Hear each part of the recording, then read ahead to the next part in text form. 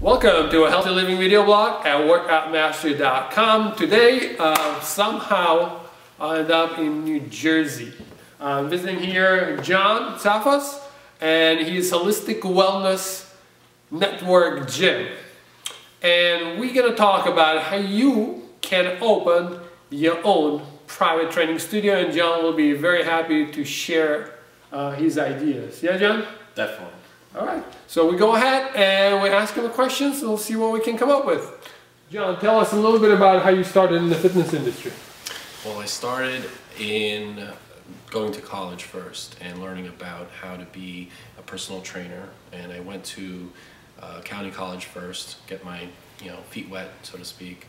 And then I liked what I was learning, so I went into a four-year school and graduated with a BS in exercise physiology. I went into the gym business and started learning how to run a gym properly. At the age of 18, I was actually a program director for a gym that was about 30,000 square feet, which is pretty substantial at the time. Beyond that, I started working in different training facilities, some gyms, some private studios, and I got my feel for the way training businesses were developing. At the time, personal training was almost a sort of a new thing to a lot of people. It was almost this exotic thing that people were doing. Now it's become more and more mainstream.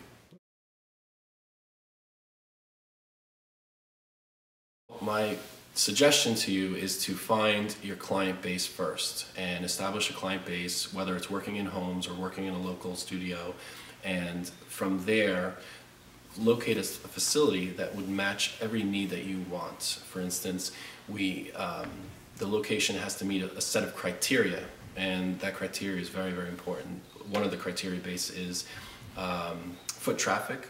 For instance, my building sits beneath a medical facility, so I'm in the middle of people who want to get healthy.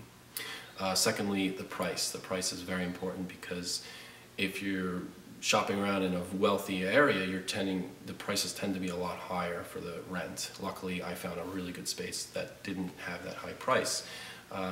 Third, parking. Parking is huge. In Miami, parking is a problem too. It's a nightmare in most places.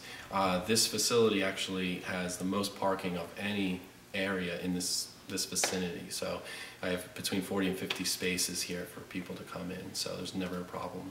Excellent. Accessibility is another one. I have a wheelchair access, an elevator right into my studio. Some important keys to think about, especially if you're going into rehabilitation. Networking with my neighbors upstairs. I have a physical therapy office upstairs, chiropractic center, also a medical team is on the third floor. So I'm in a medical building, so to speak. So I am at the base floor of a lot of walking traffic. In town, I do a lot of foot traffic work where I go in and out of different stores where I spend money, and I'm constantly pounding the pavement and saying, here's my business, here's what I do, here's the services that we have. And over time, the one thing you do one day, 3 months later, you get a sale from it. You get more and more people drawn into your studio.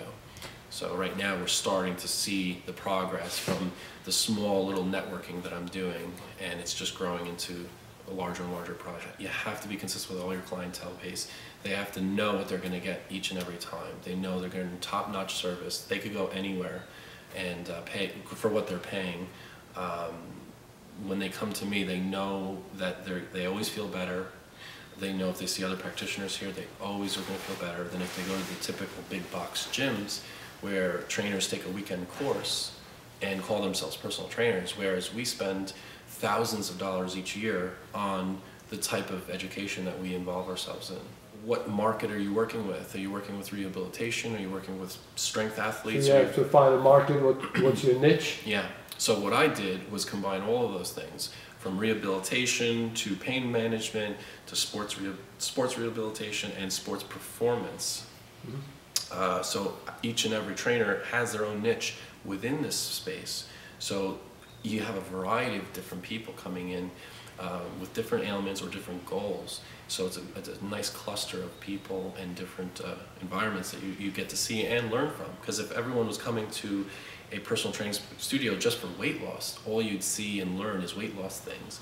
Whereas here, you can learn a little rehab, you can learn a little bit of pain management, somatic, work. You could learn all different things, from every different, track. Finding the best people who are different, that aren't in the same vanilla box type gym. For instance, variety of classes that are not the typical classes that you would see in these larger gyms. More specialty, more focus on the individual and not on a group setting. We have small group classes here that don't go above 8 or 10 people usually. So I understand that you would also recommend to have a few different trainers working in your facility. Correct. And also run different classes at your facility. Correct. So the way I subsidize the space is to hire or sublease my space to other trainers and other people who teach classes. Which they pay you rent. Correct. Oh, excellent. And the classes, same thing. Exactly. Social media is huge. For instance, for example? Workout Master. Woohoo! Excellent. Facebook is excellent. Networking within a network, it multiplies your efforts. Putting one email out to a friend and asking them, please send this out, it multiplies, especially for video feeds. People love to watch video on exercise. They love to watch it on every kind of implement, new device, anything that is very creative. So getting that word out is super important, especially if you're networking. The worst thing that you could do is go out and spend $80,000 on equipment with no trainers and no staff and no clients. I had clients, but I didn't have $80,000 worth of clients. So what I did was I started small.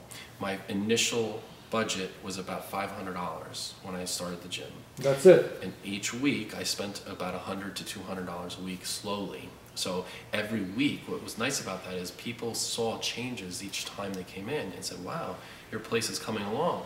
That's new, that's new, that's new. So it kept the existing clientele more interested in your development. They didn't just show up and it was already here. They saw the progress. And that makes them excited, so they tell their friends about how the business is changing as well. I'd say you should have a budget of at least $10,000. That's just a minimum. I did it on less, but I've been doing this for 16 years, so I had a little bit of a know-how on making that work.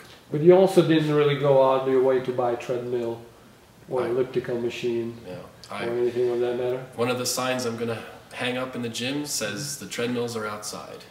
So people know, don't come here to be a hamster on a wheel. You're going to come to learn from highly qualified specialists in pain management, exercise, corrective exercise, and anything else that we have here to offer. All right, so you actually what you offer within this space is more of your knowledge rather than fitness equipment. Exactly. Isn't it interesting that most of our gyms actually sell more equipment and less than knowledge? Definitely. So what sets you apart truly is that your knowledge, minimum equipment compared to a lot of equipment and very little knowledge. I do most of my work on that mat that's right over there. All right. That cost me $250. Wow, that's a great investment for you. Excellent. Well, thank you very much for sharing with us, and hopefully somebody after hearing you can start a very successful business. Definitely. Thank you. Thank you, John.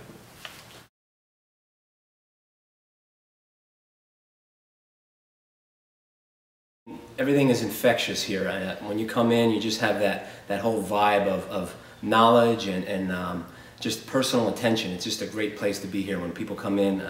Besides just the great equipment they have, it's just a welcoming type of environment. So what made you choose this facility or any other facility to bring your business here? I've known John for quite some time now, but I'm trying to separate myself from the competition as well, because I worked in a health club environment and it wasn't the place for me. So I wanted to specialize. I went into golf specific training and post-rehab conditioning and stuff like that, and then I met up with John and we did the whole C.H.E.K holistic lifestyle coaching program, and that just opened our eyes to a whole new way.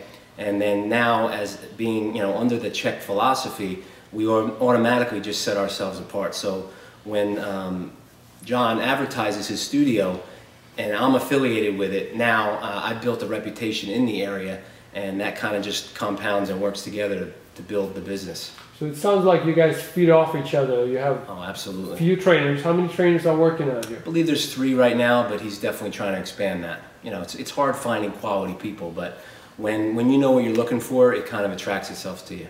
Excellent. So the facility that actually helps, where the clients and trainers help each other, will be successful. Yeah, I mean, you learn something new every day. Everybody that comes in here, whatever ailment or something that they suffer from, you know, it's a learning process every day. I always used to say to teach is to learn twice. So, you know, if you think you know everything in this industry, then you better, you know, look in the mirror. I always say, the more that I read, the more I understand how little I know. Yep, absolutely. All right. Thank you very much, Frank. Pleasure to meet you. I graduated from college. I really like fitness and helping people out. So I joined a gym and started training there, and enjoyed it, but I guess you learn real fast that you don't have a lot of freedom when you're working at a gym. They take a big chunk out of what you're doing and don't really allow you to do exactly what you want to do. So it was tough for me. I decided that I wanted to go back to school, but I was able to train here in the meantime, and John really gave me the freedom that I needed.